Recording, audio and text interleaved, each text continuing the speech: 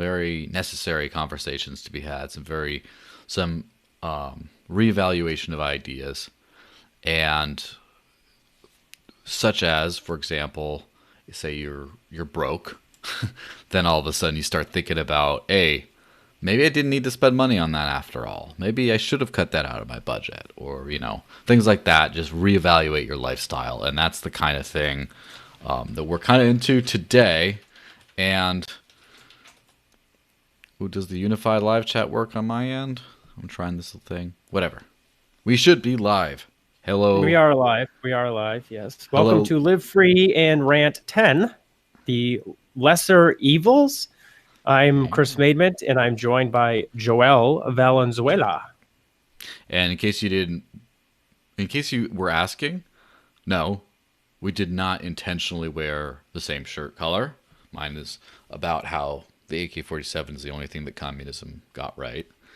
And Chris has... I will reveal mine a little bit later. Yes, but we did not mean to match, but I guess we both are wearing the color of rage because rage is on the topic right now. This is Live Free and Rant, by the way. Now we hit the double digits as far as podcast numbers. Might as well be fitting that we actually go off on this one. For a rant show, we've been pretty measured most of the time. Pretty much well, yeah, but this and that, a lot of that kind of stuff. I'm not predicting that right now because one of us is I'm upset. fired up. I am fired up. On Friday, so this is 8 weeks now, right? We've been told we're going to slow the spread for 8 weeks. The original goal was to flatten the curve. They said, flatten the curve, flatten the curve, flatten the curve. We don't want healthcare to be overrun. Yes. And pretty much everybody understood that. And we all kind of said, okay, well, we'll go along. We won't go out to businesses. We won't go to restaurants. We'll take precautions because we didn't really know all that much about the virus, right? Of course. So we kind of just went along with it. And it was supposed to be, at first, the president said 14 days to slow the spread, bring that hospital capacity down so that, we're not using these field hospitals. We're not using these Navy ships that are being hauled into New York City. And then it transitioned from 14 days to 30 days. And we all kind of went, okay, yeah, sure, I guess so. We don't really know all that much about the virus still. The numbers are increasing. We don't know where this is going to go. Massachusetts was spiking. New York was spiking. A couple other areas around the country were spiking. So we played along. And then it feels almost like they went to the football field, ripped the goalposts out of the ground, and stored them in an underground government bunker somewhere, and we don't even know what their goals are anymore. So it went from flatten the curve so we don't overrun healthcare to stay inside forever until there's a vaccine or you die. And it's maddening, right? Yeah. And so what's the goal? What is the goal of the stay-at-home orders now? Is it just to prevent people from being infected with the virus that's going to infect pretty much everybody anyways? Original projections were 60 to 80% of the population are going to be exposed to this virus. Now, we know, unfortunately, very elderly people or people with comorbidities. So if you have a vascular disease or diabetes, some heart disease, it's probably going to affect you a lot worse. And we've been learning a lot more about the virus over the past 8 weeks. So we know who it affects. We know where they are. They're all in these long-term care. These lives are getting taken years early. Maybe they have longer than that, and it's cutting their life short. Whatever the case may be, it's tragic for them. It's tragic for their families. My thoughts and respects and prayers go out to those families that have lost a loved one. But we have ground almost 25% of our state's economy to a halt. And we didn't even protect the people that are being affected by the virus. There's clusters in these long-term care facilities all over the state. That's where people are dying. And we can't stop the spread in those facilities, but we think we can stop the spread in the general public. That's just insane, right? Yeah. And of course, I've been quiet for a little while, partially to make sure I'm checking up on all the live chat stuff in case someone got going, but mostly just to let you get all that out of the way. That's an epic rant, and the one way I could sort of summarize all that really quick, and of course I'll be flashing this a whole bunch, is in this meme. It's a silly meme. It's an older meme, sir, but it checks out. It's basically the Emperor Palpatine from Star Wars saying, "Good, good, let the anarchy flow through you." Yes, and it was actually, I'm glad you put that up, because it reminds me of another scene from Star Wars where they say, "I've altered the deal. Pray I don't alter it any further." Right? I wish I should send you that one. It doesn't really fit with the way we have the screen set up. Yeah, but it's still. But they altered the deal. It's the same thing, and it's something like this that's it's very educational towards this kind of what is government, how does it work, all this kind of stuff. And like maybe I'm too cerebral sometimes, but whenever there's something crazy like this that goes on, I always like take a step back and I'm like, what can we learn from this? How can we move ahead? But do you remember a time when your life, because we all grow up, we all start out as babies, and when we get big, do you remember a time in your life when you kind of figured out that your parents are full of shit? Yes, unfortunately, I was very young when I figured that out. My parents divorced when I was very young, and my mother had some personal issues that she has always struggled with. Yeah, it's probably right around the time when you figure out that the Easter Bunny and Santa Claus don't exist. It's one of those same types of things, because one thing that's clear from this ramble of a timeline you could put out about virus problems, the people in charge, right, the experts, the people who are like there to tell us and lead us in these dark times, supposedly, they just say, oh, well, we got to do this, we got to do that, it's for your own safety. And then they kind of give like reasoning, like, well, okay, well, we got to wreck the economy and all that kind of stuff in order to keep people safe long enough so that we don't have an absolute meltdown and collapse and all this. And they give reasonings and then therefore goalposts and things like that. And then stuff starts to be changed. And then it's just like, you start to think when you're living under this, you're like, yeah, I understand. I shouldn't be going to like a Walmart right now, right? It's a little crazy. Things are a little crazy right now. But then it's like, okay, well, hold on. I can't go out for a drink, but I'm getting corralled into a packed Walmart with a whole bunch of other, heathens. And I'm just sitting there with all these monsters. And I'm like, how is this safe? How is this safe and that isn't? And then you're going out and you see people complying in weird ways, like wearing masks while driving in their own car is kind of a weird thing.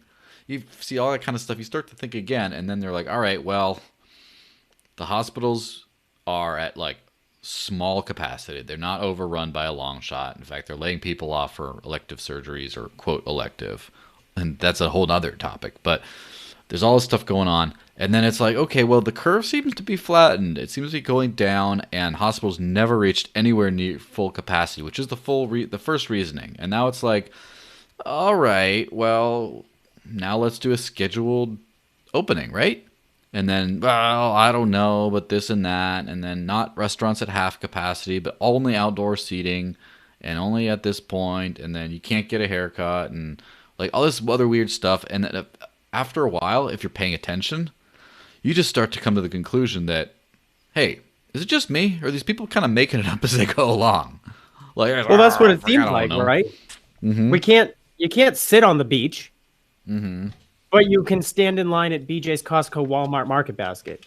You can you can walk on the beach, you can swim on the beach, but you can't sit on the beach. You can't sit on a chair on the beach. And we have video and pictures of across the country, these COVID police, the stay-at-home police, as the Karens, Governor Chris Sununu called them. In one of his press conferences, he said, we don't need to have the stay-at-home police coming out to, bother you. So just kind of do what I say. So last Friday, this is where my tipping point was originally. He had one of his, 3 p.m. press conferences. He has one going on right now, actually. Yeah, he's going to mention you by name and ask for your vote again. Just kidding. Well, let's keep going. Let's keep going. Well, So one of the reporters there, Michael Graham, works for NH Journal Inside Sources. He asked what the justification was for continuing the lockdown. And the governor said, well, instead of me telling you what my justification for continuing the lockdown is, I would challenge you to give me a justification for undoing the stay-at-home orders. Right? So it's like, well, wait a minute. Yeah. Government, and that's where this is kind of where we're headed with this, right? Is what is the proper role of government and who do they work for? And I have given him a lot of leeway and slack over the past 8 weeks. And we've talked about it on this show. So you can go back and watch what I said. Talk smack about you for that, but I didn't. I know where it's coming from, but at this point, I would probably start, if people were still like defending everything this guy did, I would probably start being like, okay, you're not paying attention. Sorry. Yeah, right. Exactly. So it's kind of like, if you're not outraged, you're not paying attention, right? And I've given him a lot of slack. I knew where he was coming from. I thought he was, trying to do the best. I gave him a lot of leeway. But when you come out and you say to a reporter, oh, you have to justify why I should undo my stay-at-home orders instead of me justifying why I'm keeping them in place, that he lost me there, right? And then he went on to say it was probably going to be a couple more months of regulations and stuff like this. So, like you said, we have restaurants that can open outdoor dining only starting next Monday. I've heard reports that some restaurants are already doing that, and I'm proud of them. I'm going to see if I can track them down and support them, because at some point, and I think, was it last week's episode was civil disobedience? Yeah, is that what we talked about last week? I love the way this theme is like advancing. I love just the way it's advancing we're going in a great direction here. I'm very excited. We're trending in the right direction, Joel. Yes. And I think, we have 172,000 people on the unemployment rolls right now. Yeah, in a state where we don't even have 800,000 in the labor force. So that's almost 25% of the people in this state are unemployed.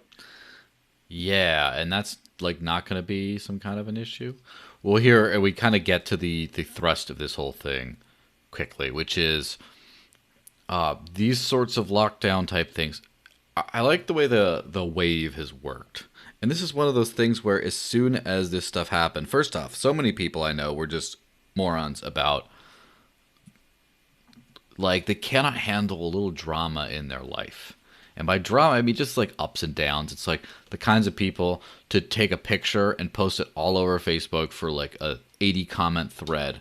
If there's a small scratch on their car that they discover in the Walmart parking lot, they're like, oh, I'm sickened right now. I can't breathe. Look at what someone did to my shitty old like 96 Altima. Like, people that they just cannot handle little things like that. And so as soon as you have these weak, fragile people, as soon as this is my little bit of a jerk rant here, but as soon as you get the little disturbance of, hey, some people are getting sick, some people might even die, all of a sudden they just lose it and just say like, I don't know what's going on, I'm so scared, and then they go and hide in their houses. They look outside, the sun's shining, they're like, oh, and then some guy starts jogging down the street, arrest that man, you shouldn't be doing that.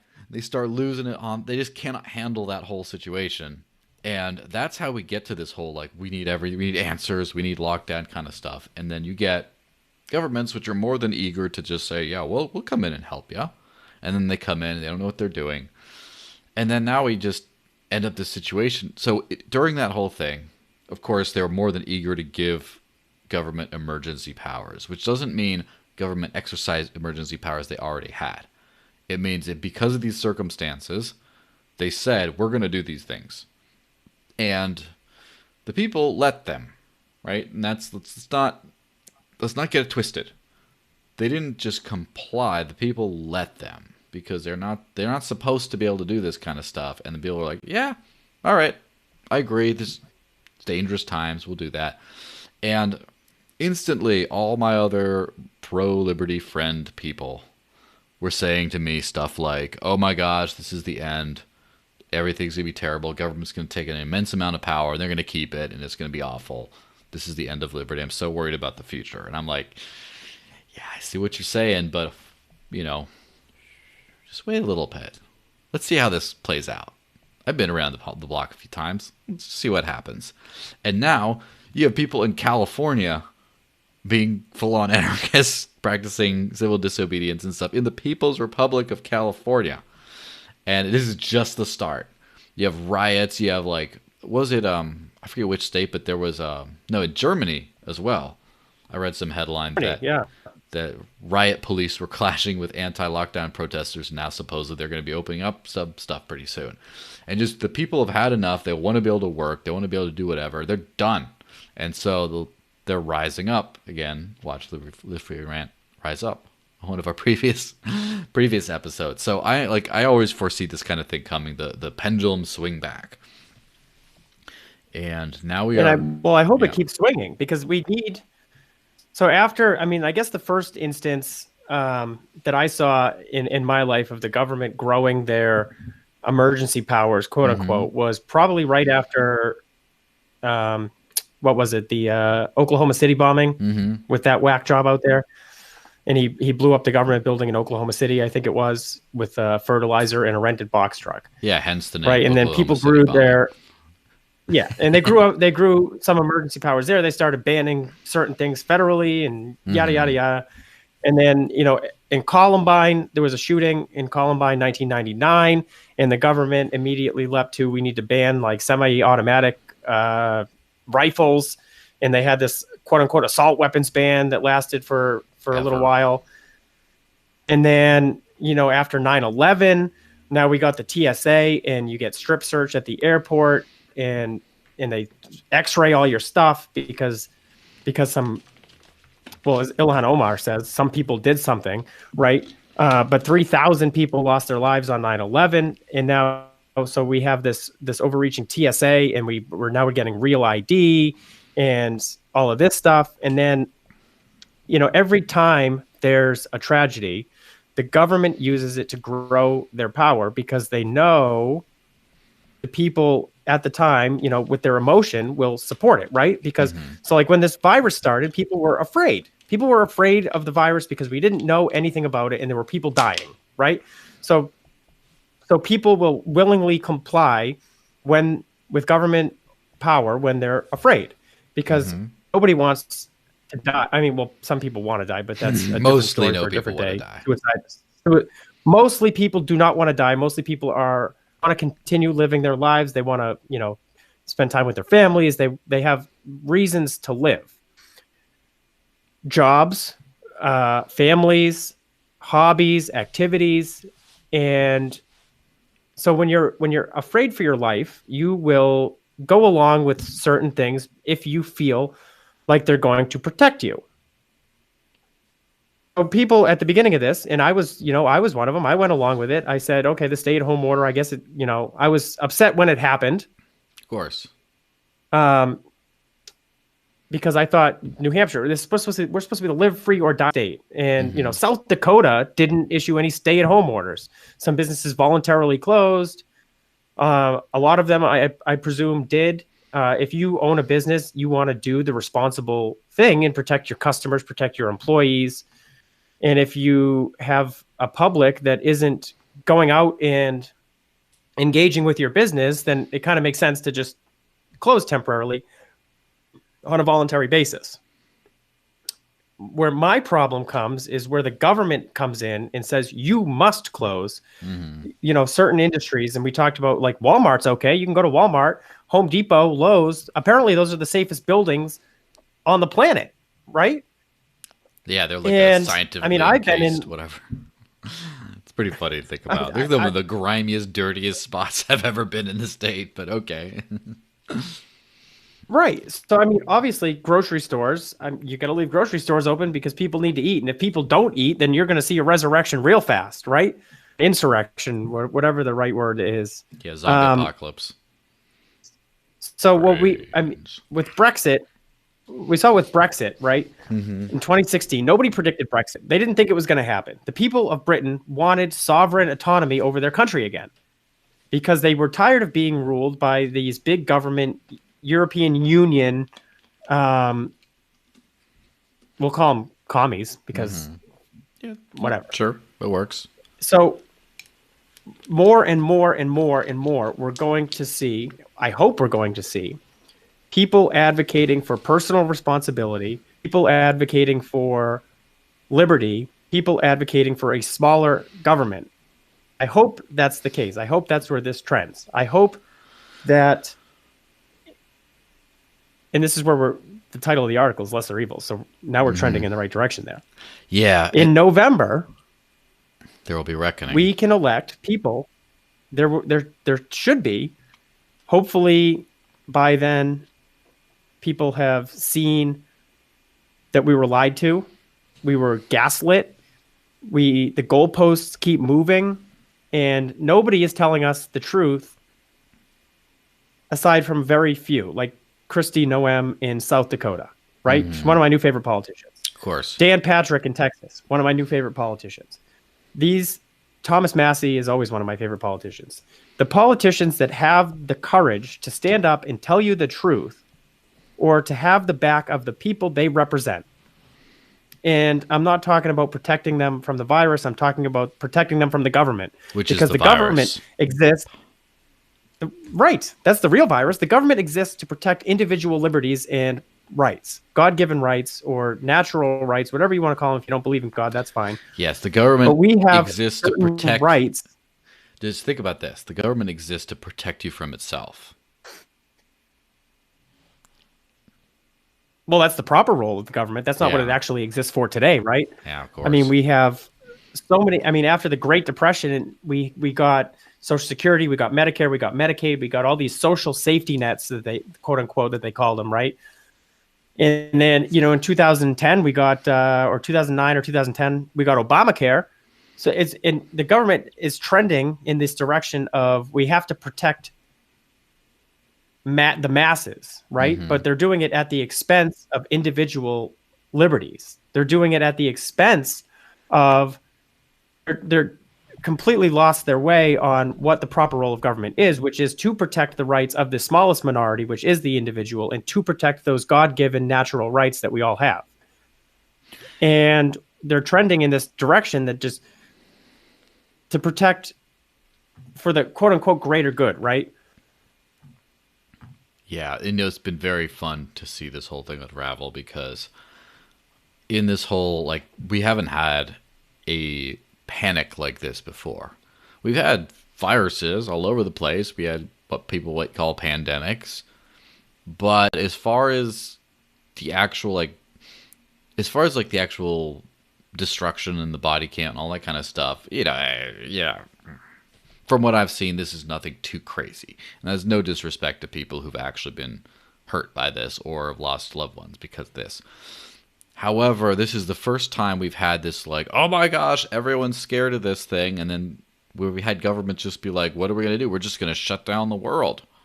And it's such a drastic, and not just drastic kind of a thing. It's just such a dumb idea. Let's be honest. Just tell people they can't go out and eat anymore. And then it's well, how will people feed themselves? Guess we'll give them money, right?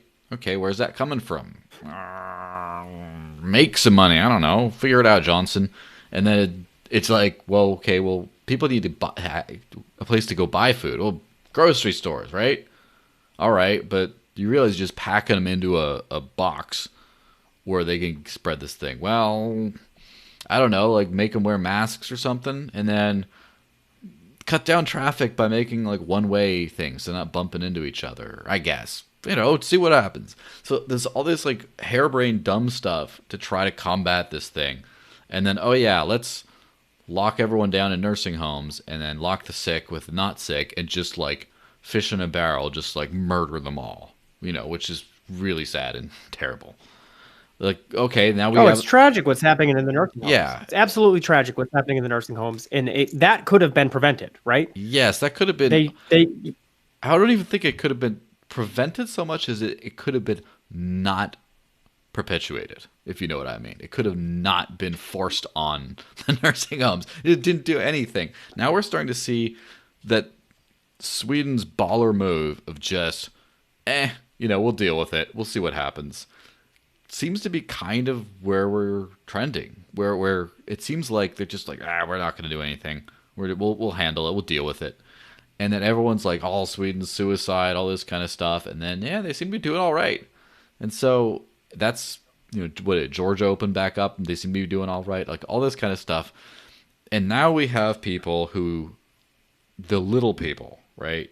I don't mean that in I don't mean that in the way that maybe our buddy Greg might think, but no, the little guy, the guy who has like the single, proprietorship, entrepreneur, whatever, that are just running out of money and they're running out of hope and they're getting scared and desperate.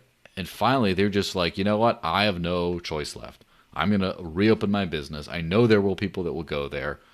I don't care if I get arrested. What do I have to lose? I don't have anything to lose. My back's against the wall. I'm going to go do it. Sometimes they've been arrested. Sometimes they haven't. Some people, like that lady in Texas we talked about, got arrested and then got let out. And then Ted Cruz went and got a haircut there. The Zodiac killer. I'm saying Ted Cruz. Uncle Ted. Yeah. So, she got arrested for violating the stay-at-home order in Texas, right? And so she opened 1 week, 7 days before the government gave her permission to reopen, right? The governor had already said hair salons can reopen next Friday. And she just went ahead and opened. She said, well, if it's safe next Friday, that must mean it's safe today. And then the Gestapo came and arrested her. And they brought her to trial. They brought her to court, right? And the judge said, you can apologize for being selfish or you can go to jail for 7 days, right? Because that's when you're allowed to reopen. And she said, no, I'm not going to apologize to you for trying to feed my family and for giving my stylists a way to feed their family. I'm not going to do it. So she got sentenced. She didn't get sentenced for necessarily violating the stay-at-home order. She got sentenced for contempt. What do they call it? Contempt of court. Which is so this judge said, you got a lousy attitude, miss. That's literally what it is. Can you believe you can go to jail for that stuff in this country? I mean, other countries if you want to talk about a violation of the Fifth Amendment, right, with due process of law, like, okay, so the judge can just, I get violation of the First Amendment, let's say. Yeah. And then right after that, the governor and the attorney general said, oh, whoops, we didn't actually want people to go to jail. We just wanted them to obey us, right? Yeah. We didn't want to have to punish people for not listening. We just wanted them to listen. Which, I don't know if you don't have kids, but it doesn't work, right? I tell my kid not to do something, not to do something, not to do something, not to do something. He still does it. And then eventually you have to punish them or they're going to do it. Especially if they know they can get away with it. So the judge was, he's thinking, okay, I'll just enforce this and then people won't violate the stay-at-home order anymore. And I have all this power and I'm going to use it. And yes, we have to keep all the people safe and blah, blah, blah, blah, blah, improper role of government. So the governor and the attorney general came out and said, well, actually, we didn't want people to go to jail for this. So we're going to, go back and change the order retroactively. Yeah, which is fantastic. Then right after that, which is fantastic. And then before they did that, the lieutenant governor, Dan Patrick, gave $7,000 to this woman's GoFundMe so that she could pay her fine, right? Now, this woman's GoFundMe reached like $500,000 in a week. Yeah. Including the lieutenant governor paying the fine for her. And he even offered to serve the sentence for her. He said, put me on house arrest. I'll serve her sentence. It's funny because the lieutenant governor, the governor he works for is the reason she's in jail. She went to jail. Right? Yes. And I'm not going to be like super beaten up on this guy for, like, compared to the rest of the crowd, the rest of his field, his peers, as it were.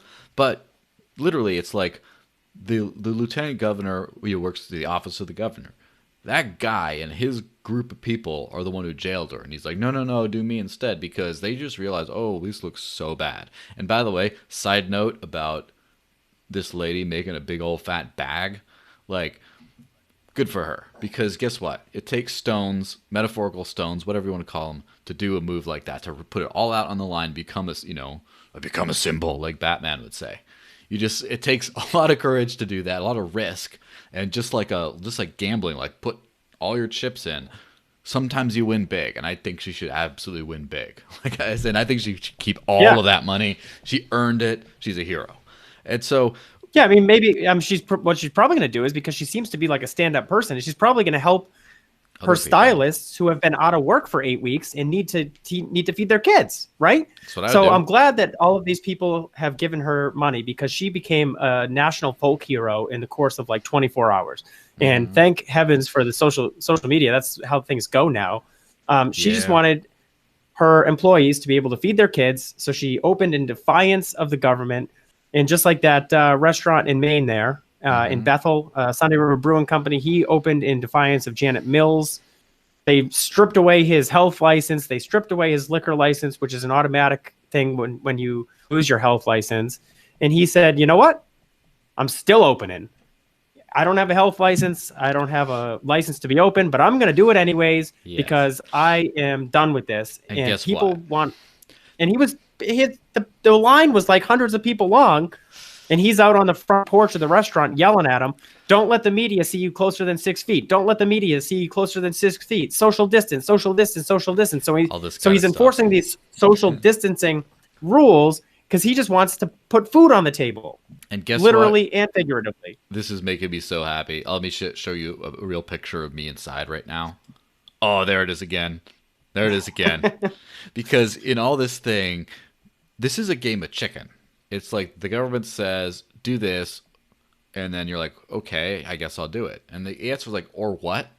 Is like, well, you'll, fines, and we take your license, and maybe you go to jail. But it's like, it's a lot of it's sort of vague.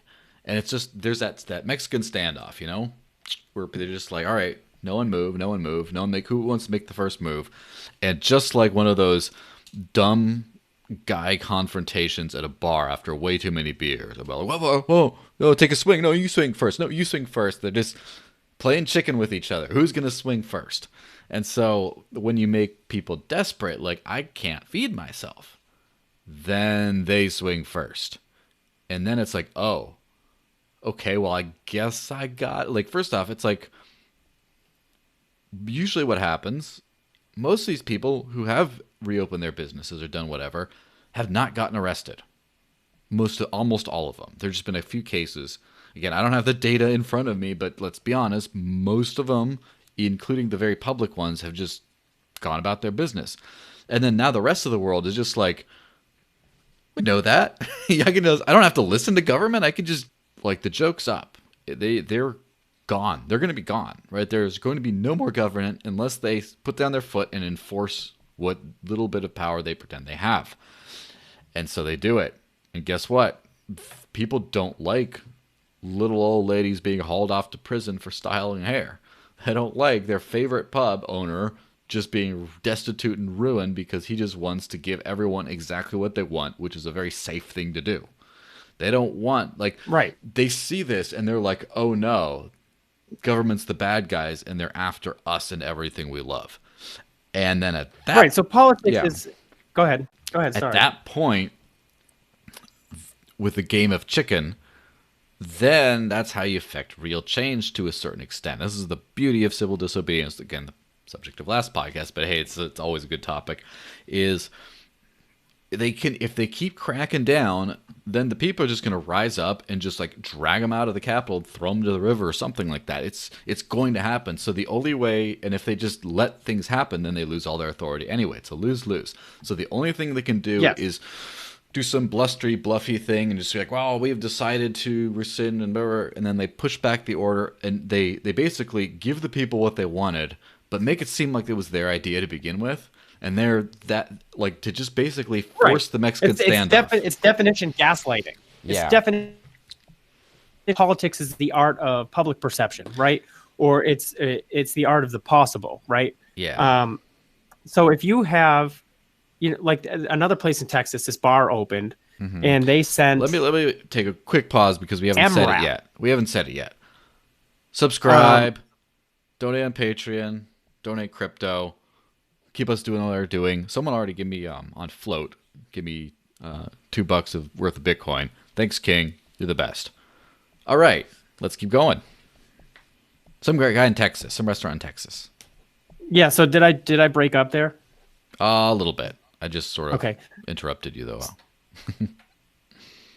Politics is the art of, public perception and what is possible. Mm-hmm. So this bar in Texas opened, and they sent a SWAT team with an MRAP, which is a military.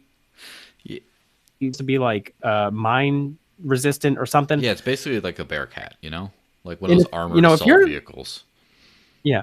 So the problem is the general, people like us look at that and we just get all riled up in arms, and we say, are you kidding me? You're sending weapons of war, literal weapons of war, not like an AR-15. You're sending people with literal weapons of war to shut down a bar trying to earn a living. And a lot of people look at that and they go, well, that is just way too much government, right? But then on the other hand, you have those Karens that go, oh, well, they should just listen to the government, and everybody should listen to the government, and whatever the government says is good, and the government's always right, and we have to obey, and we blah, blah, blah, blah, blah, blah, blah, blah, blah, right? They want dictators to control their life. Yeah, there's not that many of them, really. There's way too many of them. There's not that many. There's way too many of them. They're probably an outspoken minority, right? Of course.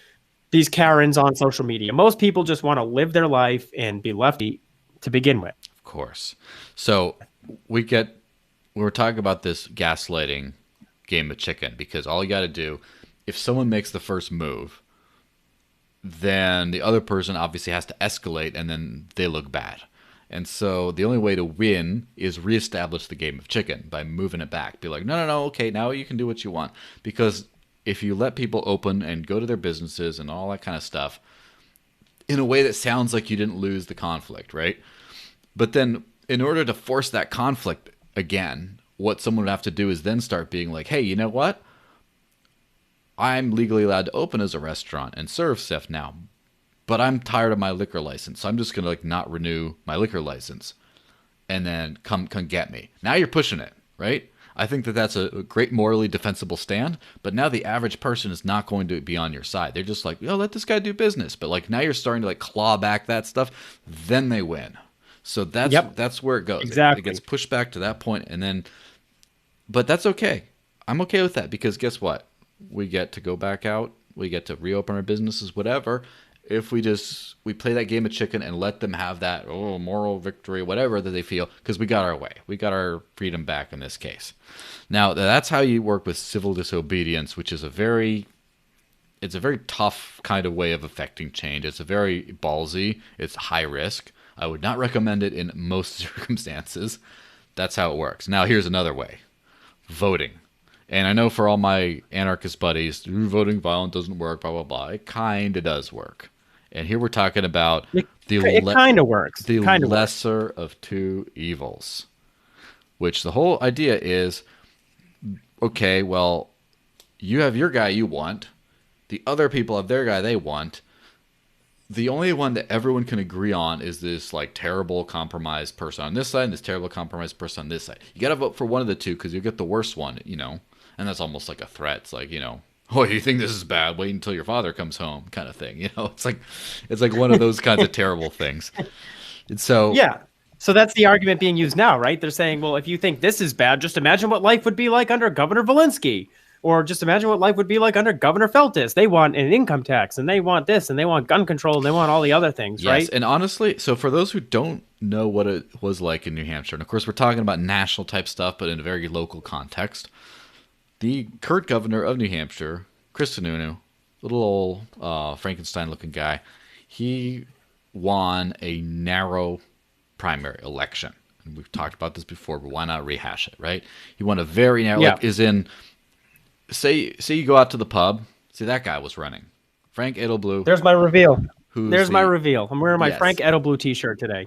He is the education commissioner now, but he was the candidate for governor. He was the principled guy. He was the guy who just liberty or death type dude. And the kind of a no-name, really. And then the dynasty guy, the Jeb Bush, as it were, New Hampshire's own Jeb Bush type, He's got a little bit more Jeb energy than Jeb. Yeah, I he's a mean, little the higher guy energy. he's jovial, he's charismatic. You'd get a beer with him. Yes. So he's Immediate. not so much Jeb. He's much more George Bush than Jeb Bush. Yes, his family included senators and governors in the past, and basically, yeah, he's like the sort of the shoo-in, and all by all accounts, a decent dude. Like nothing, popular. Everyone knows him, that kind of stuff, and it's very local politics kind of state. But say you go out to a bar, you got to a pub, and in the outdoor seating area, however many people are out there, it's a busy day. That's the voting margin that Sununu won by. Just a collection of people, like a group of people. You can just, yeah. It was very slim, and who knows if recounts could have pushed it in the other direction. Who knows if it was close enough.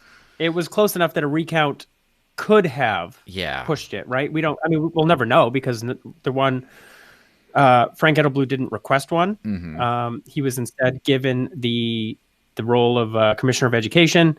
Yeah. That's kind of how politics works. Like, hey, if you kind of just go along with it, we'll give you a nice cushy spot. And if you don't go along with it, we're not going to give you that spot. Yes. And so Sununu, being not a stupid guy, not until recently, but like not generally a stupid guy, the populist dude realized, my base wants me to fight against the growth of government. I want that. I'm supposed to be the people's hero. This is what people wanted to elect, really, and like this is the thrust of it. So thanks to that guidance, he did a lot of good stuff over his term. And a lot of people were like, wow, that guy's great. He's doing a phenomenal job. I'm going to vote for him again and stuff. And always in the back of my mind, I'm thinking, yeah, but I don't think he believes any of this stuff. I think he just knows that's what the people kind of want. And, which is, he's being a good businessman, so to speak, with his customers. Well, you have to represent the people that elected you, right? Yeah. So, because if you I have the 2016 primary results up. Mm-hmm. Chris Sununu 34,194.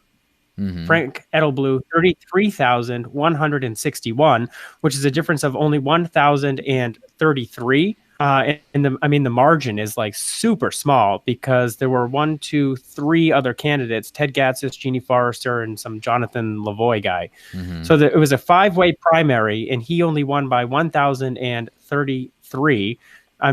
Looking at the total, it looks like he got less than 33% of the vote. So it's not like a stunning,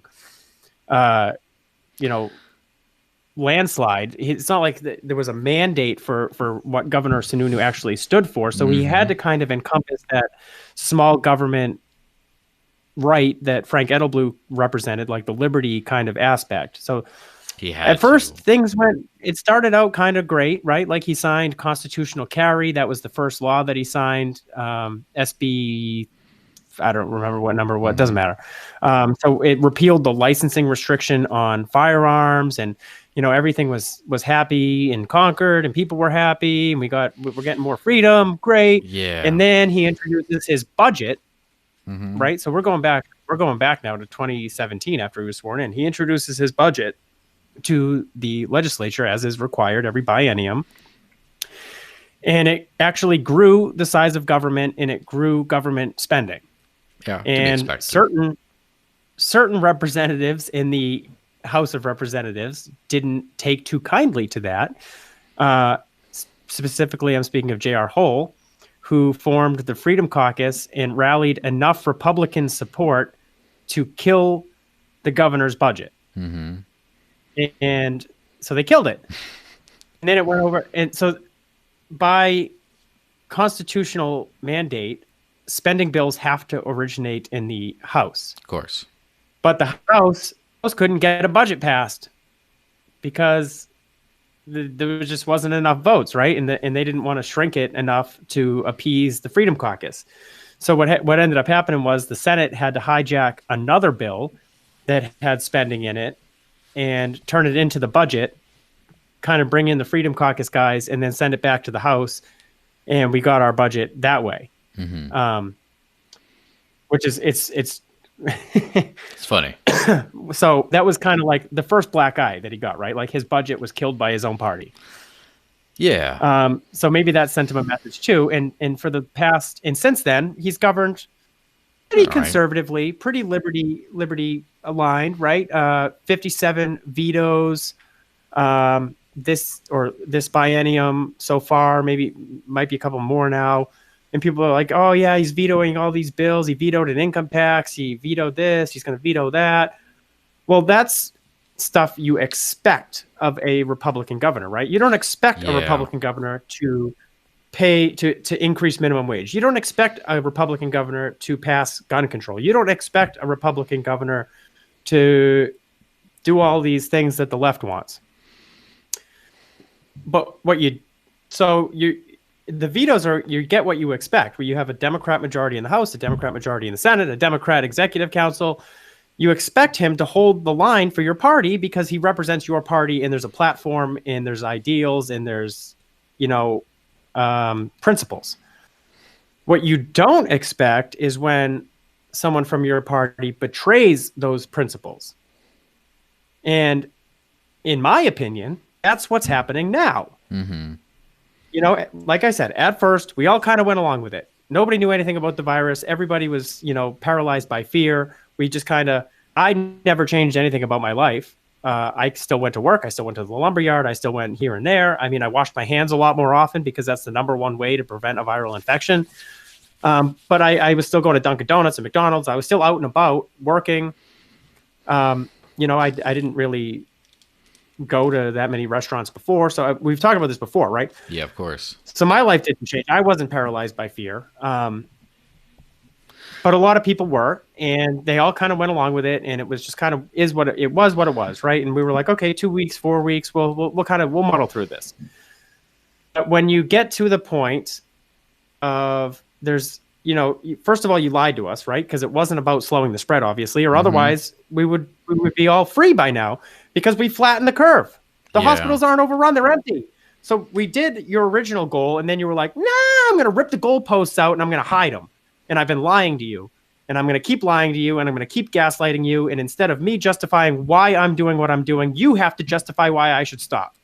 And that is not the principles we expect from a governor that wears our team badge, right? He's wearing the red hat. So now we get to that old game of chicken. The civil disobedience game of chicken also applies to the vote the bums out game of chicken, except instead of threatening to arrest you or fine you or whatever else if you disobey, now it's threatening to subject you to a worse dictator.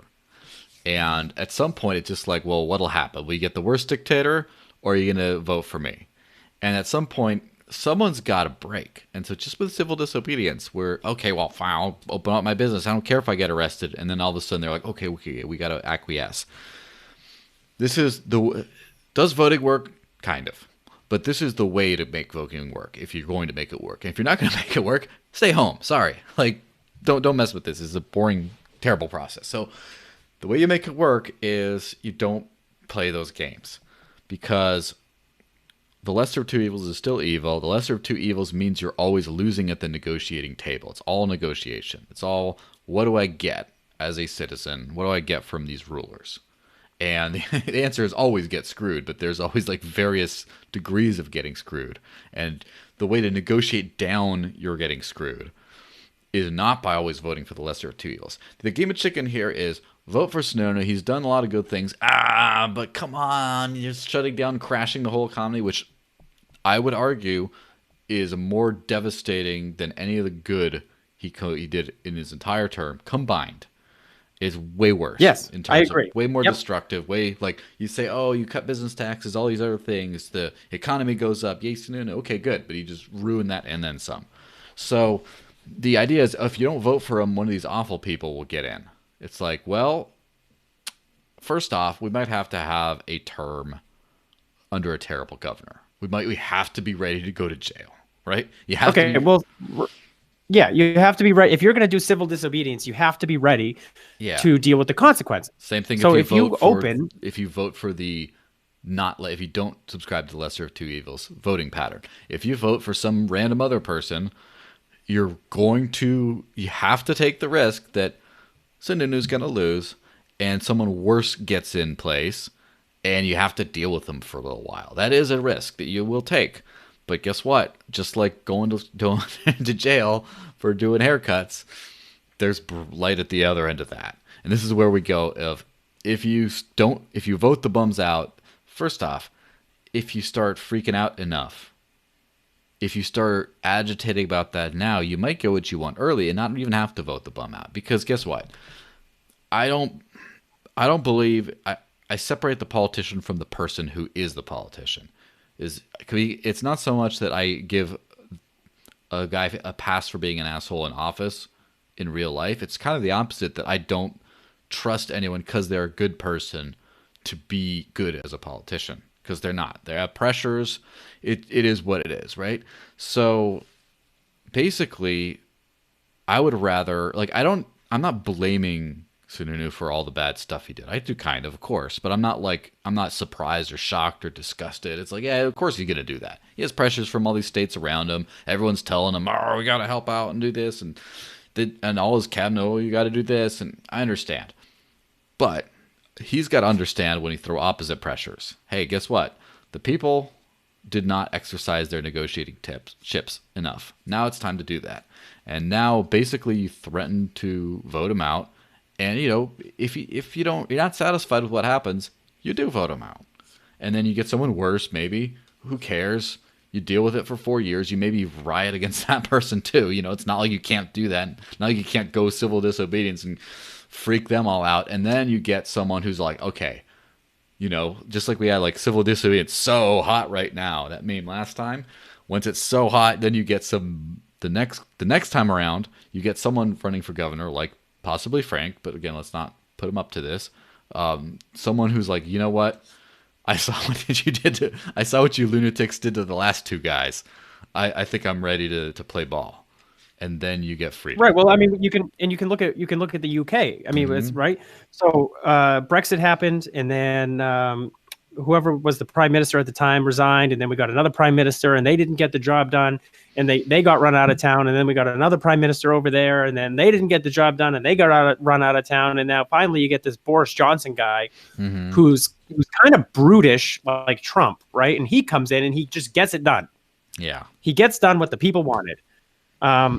So that's a good lesson. Like, if you're not going to do what the people want or what the people expect you to do, right? Like, I'll tell you, it's a lot more fun being mad at a Democrat governor, because you it's easy to be mad at them, right? Like Governor Whitmer in Michigan. It's real fun to be mad at her because you expect Democrats to be your government.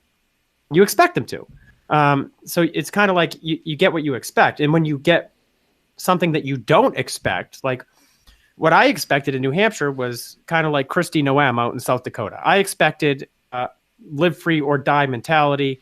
I expected personal responsibility. I expected, we're the live free or die state. So I expected kind of we would get something along those lines. Kristi Noem happened to be like the only governor in the country to do it.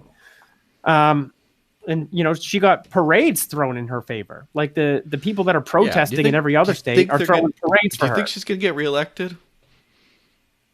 Oh, by a landslide. Exactly. Take heed, politicians. Right. This is how it's done. So like you said, it comes down like, so it seems counterintuitive to vote against your own party. Yeah. Right. I mean, if you subscribe to the party system, I don't. I do. I work within the party to try to hopefully move it in the right direction, because somebody has to.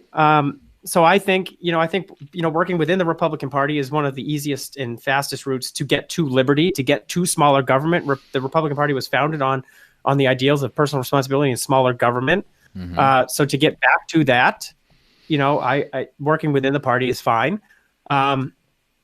But if we have to suffer a term, 2 years of a Democrat governor, it might just be what we have to do. And, that's not to say I want all Republicans to lose. I want the one, and I don't even necessarily want that asshole to lose, I don't necessarily want him to lose. I don't want Governor Feltus. I don't want Governor Walensky. But am no longer going to just vote for the lesser of two evils. If you want my vote, I want you to earn it. So I will vote for the senator in my district, probably. She seems pretty aligned with me on principle. And until she proves me wrong, she's earned my vote. I will vote for state reps in my district, which I'm one of the candidates. So, I mean, it's easy to vote for myself, but I betray myself all the time. So who really knows, right? Depends on which you're going to get. So basically, until you give me a reason not to vote for you, what do they say? What did Reagan used to say? Trust but verify. So I trust that these people that run on these platforms will adhere to that. And once you violate that trust, you're going to have to re-earn it. Mark Warden, Governor Hoel, Governor Hines. Sure. So I mean, a primary would be very interesting, right? We saw how close it was in 2016, and we have a governor now that's not, upholding to the live free or die principles. So I think a primary would be very interesting. Yeah, let me chime in on that. It's going to be a lot of money, a lot of time. We're kind of late, so go ahead. If it's Hoel or Hines or whoever you are, potential primary opponent to poor Chris Sununu and his weird Frankenstein head, if you're going to be a primary opponent to this guy, start finding all the businesses now that are defying the orders and start trying to support them. If anyone got fined, help raise money to cover that. Start going to them, start patronizing them. That's your groundwork. That's your seat. And people I remember that guy who was, breaking the law, like just to support my business, to support the end of this kind of stuff. This is my guy. He's not just say, hey, I know people are pissed off at Sununu. I'm going to go run against him because I want political power. It's like, whether or not that's the case, you got to get in there now. You got to make sure you show that you care, even if you just care about getting elected. But the only way you can do that is by actually supporting people before you're even running. Go start doing that. Get that going. So, and of course, as we see, like the lesser of two evils, as soon as that's like the first step on the path to when you start rejecting the fact that you got to vote for some kind of jerk because someone else is going to be worse. Guess what? Don't short sell yourself. Be happy with what you got. Be happy with your life. Life doesn't have to be perfect, but it has to be good. It has to be good, right? And if you're asking me if I'd rather have my arm or my leg cut off, that's not much of a choice. Yeah. So, if you're, or do you want your left ear cut off, or do you want your right ear cut off? And what if you settle for, a kind of deep and ugly scar on your arm, but you still keep your arm? Like, okay, maybe it's not perfect, but it's good. You still have both your arms. You're great. Don't settle. Just because you don't settle doesn't mean you're going to have to be like, no, I always want better. And then you end up with nothing you want. So we're brushing up towards the end of this. Oh, wait, hold on. The governor is caving to the Dems in the House and the Senate. I'm hoping he's watching Georgia and South Dakota and then freeing it up. Yeah, he's caving to the people who were not going to vote for him to begin with. Well, guess what? We're up for a good wake-up call. So as we're coming up on the hour of this thing, I must remind everyone that, let me move back to the screen, donate, subscribe, and donate. Keep this stuff going. Chris needs something to pay for all his pending legal fees or something. No, just kidding. You don't have those yet, but just saying. Or maybe we need something to go make it rain to all these defiant businesses and stuff. So throw us a few coins. Now, on the way out, we are going to play a fantastic little clip, and it's under 2 minutes. It's just like last time. It's going to be wild and worth your time. If you're one of those don't tread on me crowd people, it's going to be worth your time. So watch the clip as we go out. Next week, we'll be back ranting as always about 2 or 3 p.m. Eastern time on a Monday. Let's see what kind of trouble we have gotten into by then. And see you guys later.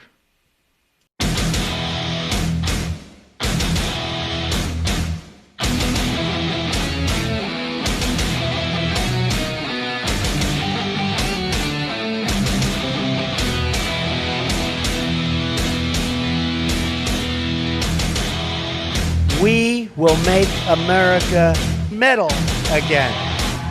Thank you. God bless you, everybody. Thank you very much.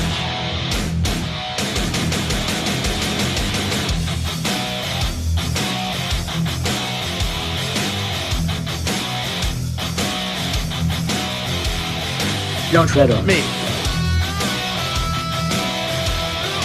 Don't tread on me.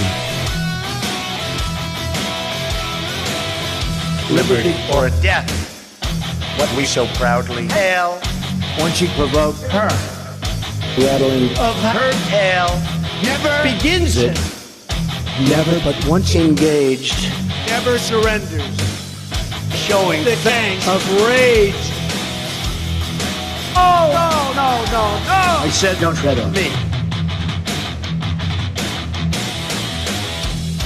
So be yet. Threat No more. To secure peace is too prepared for war. So be yet. Settled The score. touch me again for the words that you will hear. Evermore. Hey. Don't tread on Me.